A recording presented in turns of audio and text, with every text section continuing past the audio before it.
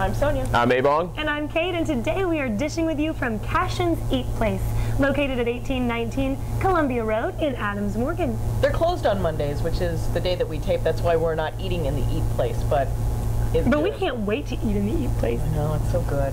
Listen out.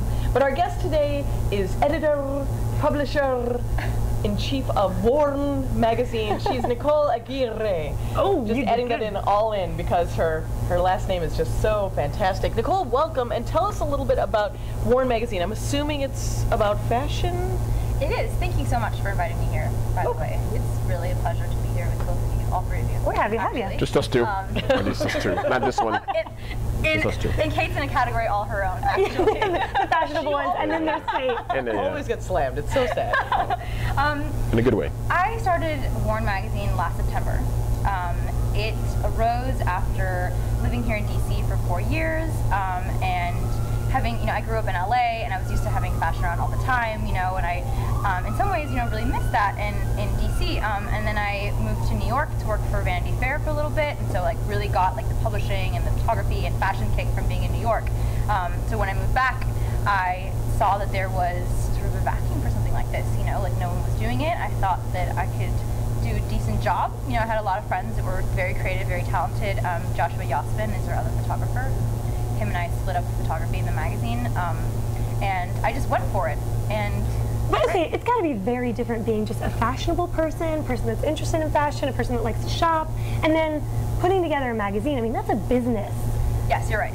You're absolutely right. Well, how is the business of fashion different from being fashionable? Well, the business of fashion is certainly different than the business of maybe publishing as well, so we're in all of those businesses really, but more in the business of publishing. And we, lots of people were shocked at the fact that I decided to start a print magazine. They said, you're starting print in a recession? You must be crazy. That makes no sense. Print is dying. It makes no sense. Print is dying. You should know. You've worked in publishing before. But as photographers, we really believe in our photographs being printed. I love the feeling of holding a magazine in my hands, versus just clicking blogs online. I think that's really important. And also being of this new generation, I feel like I felt a responsibility to come up with new ways of keeping print alive, and really valuing the things that we enjoy, and not necessarily just taking for granted the fact that it has to move on. Your magazine is very much structured like a coffee table book. It's these large prints. It's about the visual side of it, I guess. You're right, absolutely. And designing all the layouts, we do it in order to highlight the photography as much as we possibly can. So that's the reason for the large format. Another really special thing about it is that it's totally ad-free. Really? Yes. So how do you manage the business side if there's, because I know and make moolah, because I understand obviously a lot of the magazines in an area and actually across the country have problems with ad revenue, and so how would you deal with that? Well, having worked in magazines before, and seeing particularly news magazines fall apart because of the decline in ad revenue, I really felt like it was important to be constantly these 3 steps ahead of everything else. I felt like a lot of people in the magazine industry, were people that had been there for many, many years, were just feeling like they were catching up with this new sort of blogosphere, internet. What is the internet? Technology, exactly. That kind of stuff. So I felt like we needed to be many steps ahead, and really have a diverse sources of revenue, and not rely on just one that if that fell apart, our magazine fell apart, So right now, it lives on retail sales in at least 15 different places that carry the magazine. So how much does it cost then? I mean, it must cost each magazine must cost the consumer how much? $30. $10, really? They're $10, yes. Wow.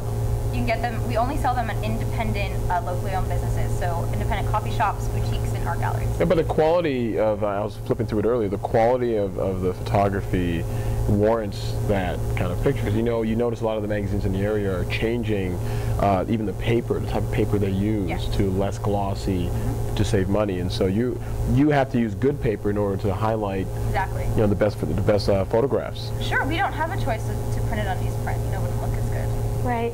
Well, I want to switch gears a little bit because we are talking to an editor of a fashion magazine about fashionable things here. And you came from LA. A lot of times people say that fashion in DC is either brought down here from New York or brought over from LA or maybe even from Europe. Or doesn't exist at all. Or doesn't exist at all, which I do not subscribe to.